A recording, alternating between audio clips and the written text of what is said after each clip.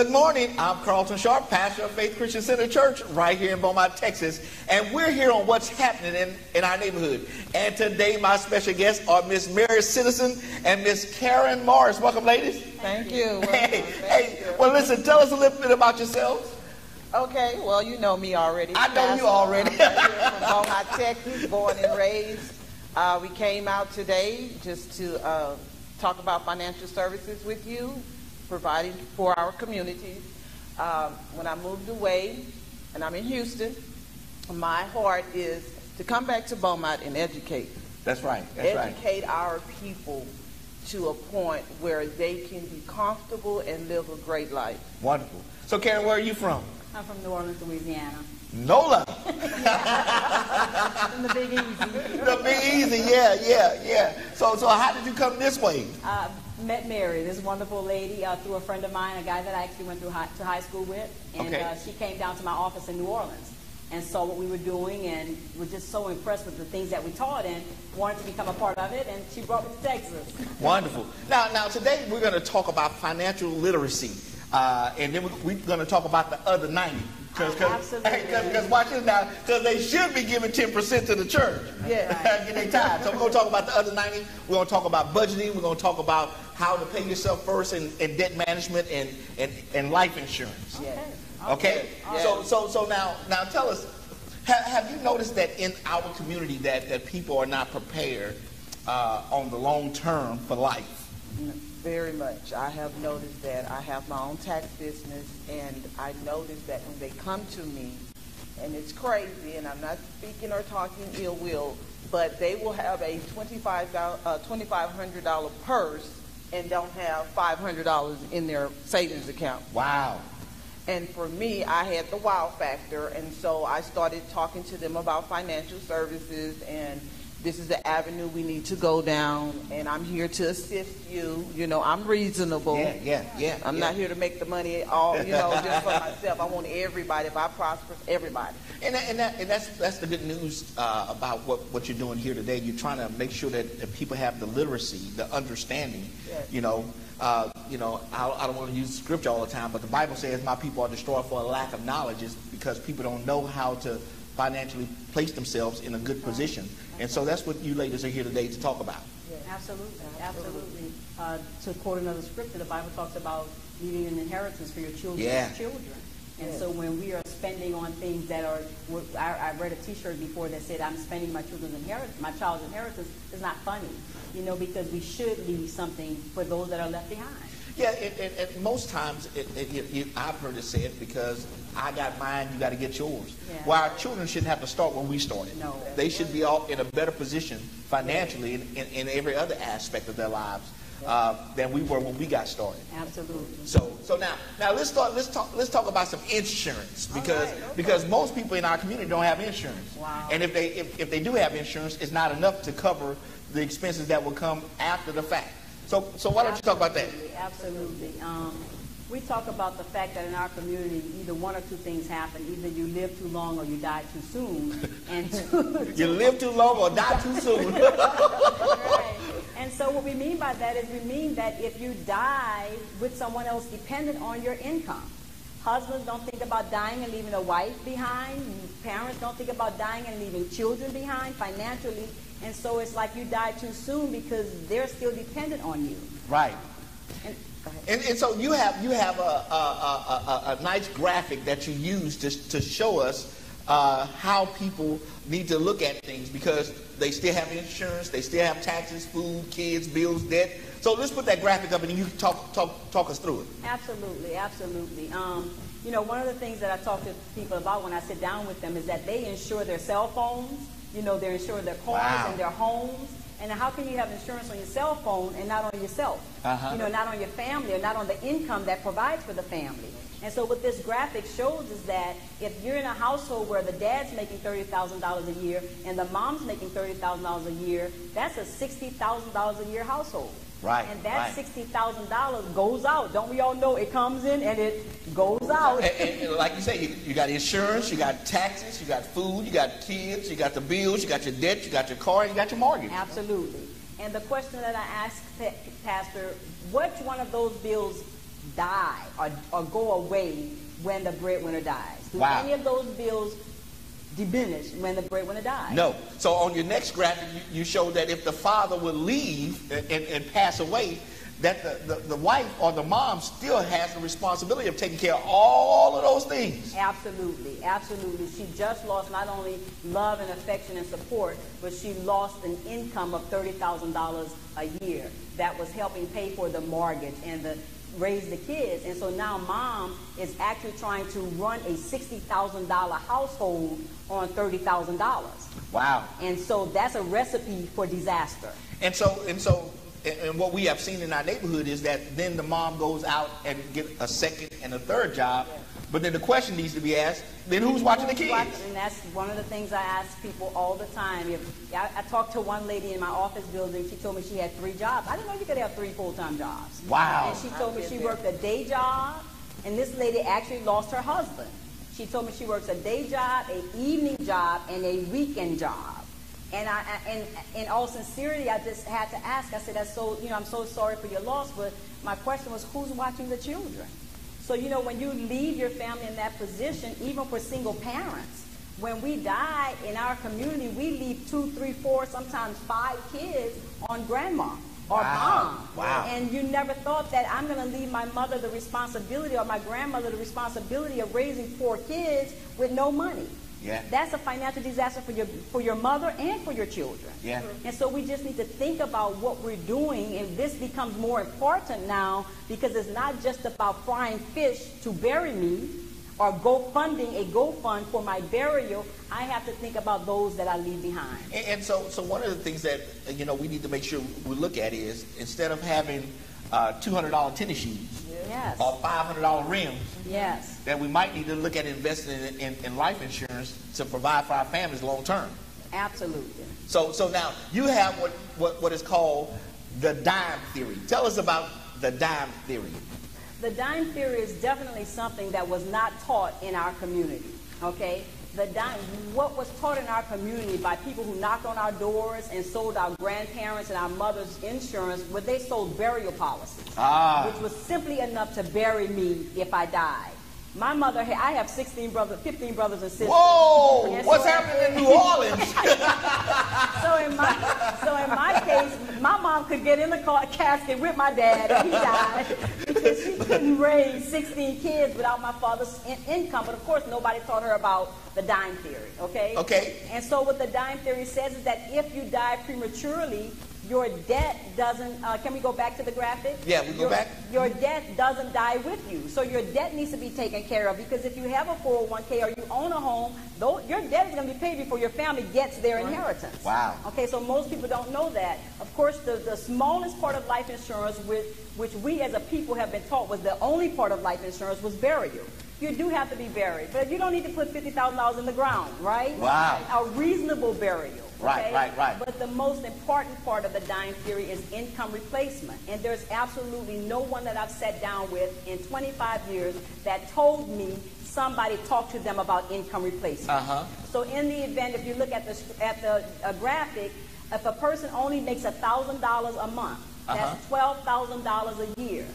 They would need $120,000 worth of life insurance to replace that $12,000 a year coming into the house. Wow. And I sit down, Pastor, with folks making $5,000 a month and $7,000 a month and have no life insurance or very little life insurance. Okay? And so then we also say that the largest expense that the average family has is either their rent or their mortgage. And so you don't want to leave your wife struggling with a mortgage by herself or your husband struggling with a mortgage by himself when both of the incomes were helping pay for that mortgage. Right. So we want to make sure that that mortgage is paid off so that family's home could be secured for the future. So how many people, even when our parents left us houses, the children lost the house because they could not afford the upkeep of the house or afford to pay the mortgage on the house. So this way you leave them a house, you know you also left them enough money to pay off the mortgage. Wow. And that family house, that family home is secured in the family forever. And the last one is an education fund for your kids. You know, I ask people all the time, if you died prematurely, would you still want your children to be able to go to college? Wow. Absolutely, I do. So you need to make sure that part of that money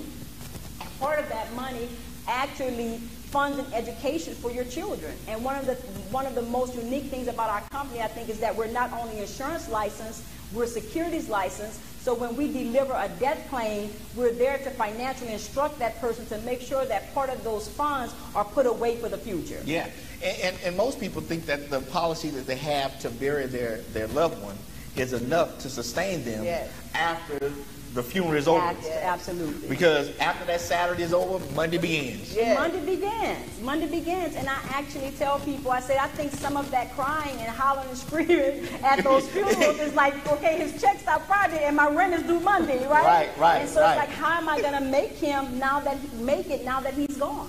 And really, or she's gone. Yeah, really, and it's not that expensive to be able to provide for your family long term. No, it's not. So your next graphic that you have that shows us the death benefit from two different policies. Yes. So talk to us about those policies. Okay. One of the things in our community, especially, but in America on a whole, we're typically sold the wrong type of insurance, and that's why we don't have the type of coverage we need. We don't have enough to pay off a mortgage and provide income replacement because we're sold very expensive life insurance, okay? And so what we teach is to show a person the difference between what we call a cash value life insurance policy, which I would probably say 90% of the people that I meet have, because it's sold as a benefit. And so in this graphic, you see that if the husband had $150,000 on them and the wife had $150,000 on her, they would be spending about $298 a month. Okay, in our community, we already know we're not spending $300 a month on life insurance. We just can't afford it. And so what I sit down with people and I show them the difference between a concept called buy term and invest the difference. In this exact situation, the husband and wife could both have $300,000 each. The children could be covered because children do need to be covered. They don't bring income in, but nobody wants to fish fry while they're grieving a child.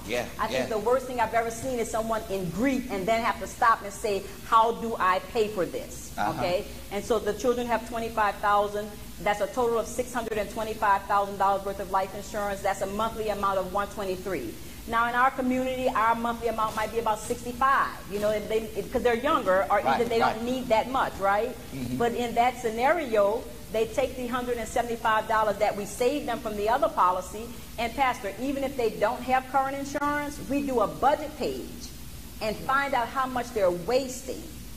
Okay, spending unnecessarily, and use part of that unnecessary money and fund actually a life insurance policy to protect their family as well as an investment for the future. So really what you're saying is that if we would do a budget of what we spend on a monthly basis, that we're actually wasting a lot of money that we could be investing to get insurance and make sure that our families are provided for a long term. That's correct. So I mean, looking at the two benefit packages, I mean, you could take the $175 that you the difference, and make an investment, and get more money back, cash money. Wow. Yes. And so in the next graphic, it shows that $175 a month being invested, not saved, because that's another area that we lack in. We save money. Well, we don't really save, but when we do save, we save in banks that pay us very low interest rate, but they charge us very high when they lend us the money. That's right. Now, how can you give me 0.5% on my savings and charge me 24.99 on my credit card, and 15.99 on my car if my credit is bad, right? And so that's just, it doesn't make sense. They're making more money on our money than we are. So we teach people to invest, which the stock market has averaged 10%, and as you can check it out, has averaged 10% since inception, since 1928, and we're still sitting at 1%. That 175 investment would grow to almost $700,000. Wow. Over what period of time? That's over a 35 years. So look at this for a second. So if you are 20 years old, because most of us think that we're going to live forever. And I believe we can live to 120. We can. Look, we still look good. I'm saying 150. But most people wait to the latter part of their lives to invest in these type of policies when it's cheaper, much cheaper, when they are in their younger years to make the investment. Absolutely, absolutely. We have a client that he's 28 years old, was spending $600 a month on life insurance. He came with us. He's now spending $100 for $400,000 more than what he had, and he's investing the other $500. Wow. Now he's at 28. Can you imagine where he would be at 29? At 64, he'll be a multimillionaire. A multimillionaire by just taking the money that he's already spending. Of what the market is doing right now, and also with life insurance. You know, it doesn't make much sense to me to have all of the shoes, the cars, and all that kind of stuff, and don't have insurance. I talk to people all the time. I say, look, y'all, we are consumers. We spend money. So it's not true that you can't afford it. The truth is you're making choices that you're affording something. It's just not the right things. Right. So we teach a need basis want in the seminar, what you actually need versus what you want. You know, I talked to a young lady, she called me the other day, it was about a month ago, she said, oh, I'm struggling, my life insurance is going to have to go. And I'm very blunt with my people because I love my people. I don't sell this from the pocket, I sell this from the heart, right? I've delivered a $360,000 death claim to a 27-year-old widow. Right? She bought a Mercedes, because y'all know we like Mercedes. She bought a home, and she invested $150,000. She was 27. That money will turn over every 7 years. Wow. She too will be a millionaire before she's 60, but that's because her mom was my agent, and our mom educated her daughter to protect the income of her husband. Wow. And so where does that happen? If we don't take it to our people, who will? Yeah. And that's why this is so important for those of you who are watching today, that you must understand that you must have financial literacy in order to be successful in life. That's why the budgeting portion of your seminars that you do, to talk to people about how to budget their money.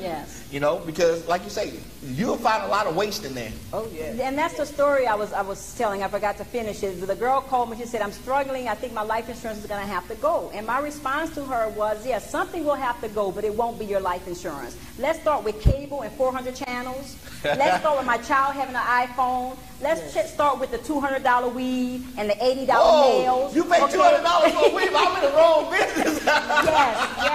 Yes, Pastor, they're doing it every day. Okay. Wow. So, you know, and I wasn't offensive because I have a relationship with her. And you know what she told me? She said, you know what, Miss Karen, you're right. She said, I said, let's do the budget again. She said, I'm going to look at my budget. And it touched my heart because she received. See, what people miss, that B part of the equation about my people perish for lack of knowledge, that B part of that verse says because they rejected it. They rejected knowledge. Exactly. That's right. That's so right. she didn't reject it, she received it. And she said, you know what, because I really want to make sure my child is, she has one child, I want to make sure my child is taken care of. Wow. And so that's what we do in our community. Sometimes we got to get down with them on how we understand, right? And she's on her behalf and speaking. And one thing about our community, we always say, oh, I don't want you in my business. We don't have business. Right. We are here to help you, educate you. We don't care where you are. We want to get you to a place that you never thought maybe possible you can be. Because if you're going to teach me how to set my family up long term, then I need to talk to you. Exactly. And I'm finding that more now. More people are way more receptive because America's in a financial crisis. Families are struggling, and it's middle class families, not just poor people who are struggling. They're living paycheck to paycheck. Most of the people that work with me part-time make $50,000 and $75,000 already on their job, and they're doing this. Wow. You know, so because they believe in the concepts and now, the help. And the other part of this thing is that you teach people how to pay themselves first. Absolutely. Again, I mean, you're spending she said $2,500 for $2,500 for a purse with $2.50 in the purse. They don't even have that to put in the purse. So you're actually teaching people how to pay themselves first. We talk about, you know, paying God, paying yourself, you know, making sure your family. So it's wealth creation and wealth protection. You know, you have to protect the wealth first because you can tell me when you want to die, when you're going to retire. You can tell me when you want to get out of debt. You can tell me when you want to buy a home, but you cannot tell me when you're going to die. So that's the immediate need in all families' lives, because it's too often somebody died instantaneously and then we're fish frying and GoFunding me because you don't get a notice on it. Or we're just holding the body for 2 weeks. Oh, wow. Yeah. Or a month. I've seen somebody hold it for a month. Yeah. Right. And so because if you budget correctly and you divide you determine or distinguish your needs from your wants, then maybe $80 worth of designs on your fingernails may not be as important. And I've seen it. I've seen it, Pastor. You said $80 on your fingernails. Yes, I've seen it. It took me, I mean, literally, I would not even pay for extra gel nails. Gel nails cost $15 extra. And I'm sitting next to a single parent with 2 children, and she's blinged out, and I'm like, and the girl tells her $80, and I go, what? I said, did you just say $80? She's spending $80 to have blinged out fingernails. Pastor, every 2 weeks? We've got to talk to our people, Pastor. So okay. So if a person's paying $80 every 2 weeks, that's $160. I can add real quick. Yes. Okay, go ahead. Your policy was only $123 for $625,000 worth of insurance for your husband, the wife, and the child. And the children. Mm-hmm. And you say you don't have the resources to purchase insurance. That's correct. Mm-hmm. We run into it all the time, Pastor. All the time. And I've talked to my siblings, because y'all know I have a lot. It was 16 of them, she 8 said. boys and 8 girls. I said, I love my nieces and nephews, but do me a favor. Don't leave me children with no money, because I'll take care of anybody's child. That's what I'm known for. But I would take care of them a lot better with some money. That's what I'm talking about. Yes. And what most people also on that graph that we showed earlier is that most people don't have life insurance on their children. No, they don't. Because we assume that our children are going to outlive us. Exactly. Yes. But we know in our community we've seen far too many babies die, far too many young people die, and literally at that age, my son who's 29, was 29 when I did his adult policy, 25 when I did his adult policy, I was spending $29 for $150,000. So why is a mother crying and doing a fish fry to bury her young man when for $29? And see, that's where the responsibility comes in. Wow. Yes. And again, this is about financial literacy. Yes. Giving you information so that you will know, hey, listen, there might be a better way of doing this thing. Yes. You know, and it's not, and it's cost efficient. Yes. So all I got to do is just tap into the knowledge that people like you have. Absolutely. Absolutely. That's what we're here for. We're one of the few companies that allows a person to start an investment with $25 and $50 a month. The average investment company would laugh at you, right? They don't even sit down with you unless you have $100,000. Wow. And we're allowing individuals with $25, $50 a month to start investments. So there's no reason not to do it, Pastor. And let me throw this twist in there, Karen and Mary. Then those pastors of you who are watching today. Oh, yeah. Look, you need to make sure that you have life insurance. Maybe instead of buying a designer suit. Yes. You know, you might need to invest that suit money into a policy that will help and benefit your family.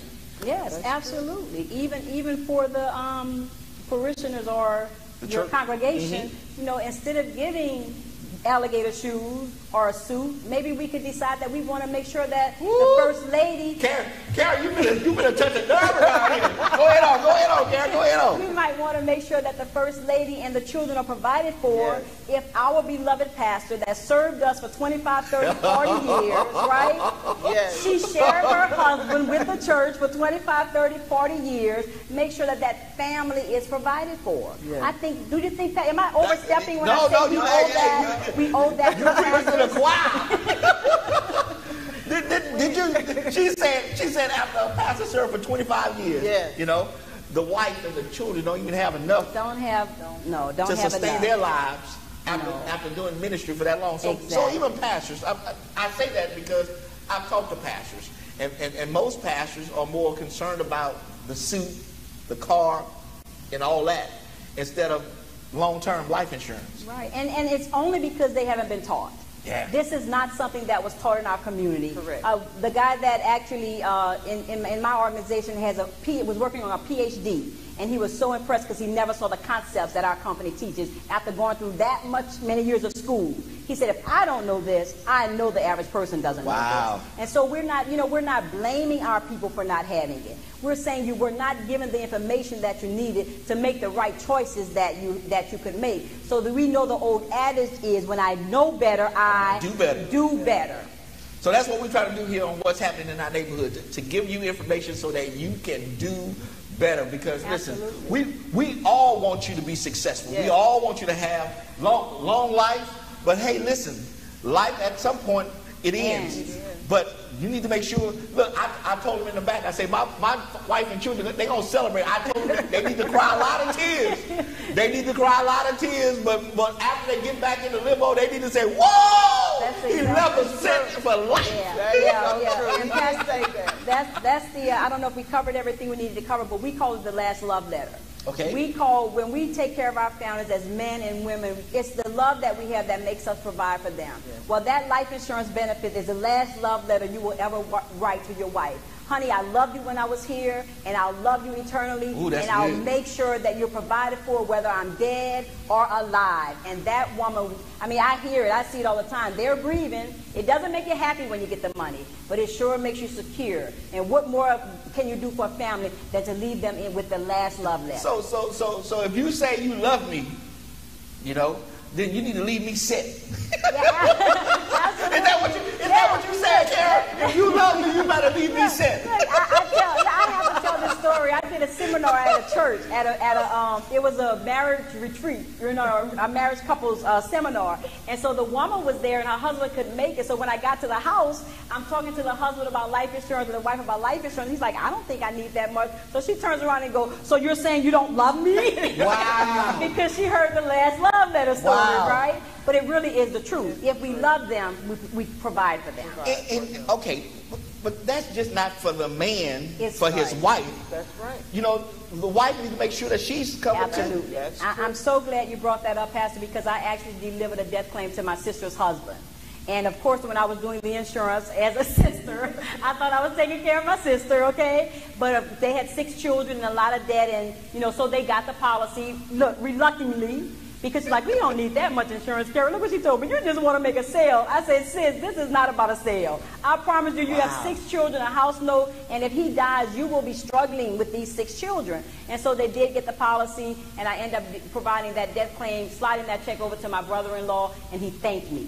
He said, thank you for what you did for my family. Wow. I paid off my mortgage. I gave the children money. I paid off all the debt. Karen, we were in, he said, my sister, you know, I don't need to say her name, left us in a good place. So it's not always the men that die. Right. You know, and most people plan to, if you don't plan right now, then really what you're doing is you're planning to fail. Exactly right. You're planning to fail without having a plan. You're putting yourself in position. If we just look at how our parents lived and died, and our grandparents, one of my recruits said, why are black people always doing the reset button? When somebody dies, we got to reset. That's good stuff there. Hit that red reset button. You know, he said, but in other communities, when they die, they're sad.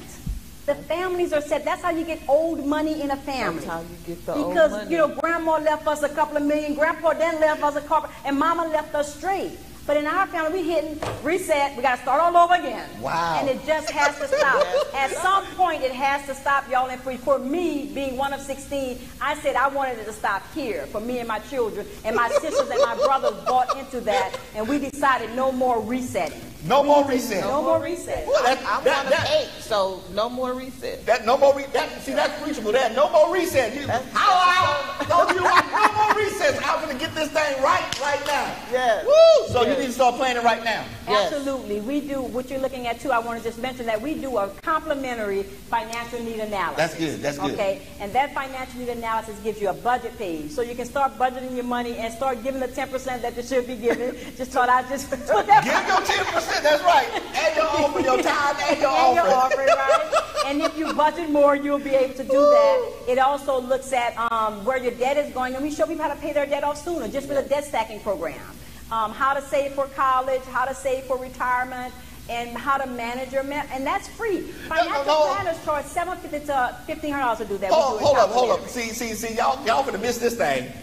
So normally it's about $750 to $1,500. Exactly. And But we do it free. you do it absolutely. Free. Free and me do agree. So BISD taught you something. Hey, Of course. so it's absolutely free. It's absolutely free. And what I tell people, what goes on at the table stays at the table. That means it's also confidential. So nobody else will know your business. Exactly. No one else. Now, Mary, you said that earlier about people not wanting others to know their financial status. In our community, they do not want us to know their financial status.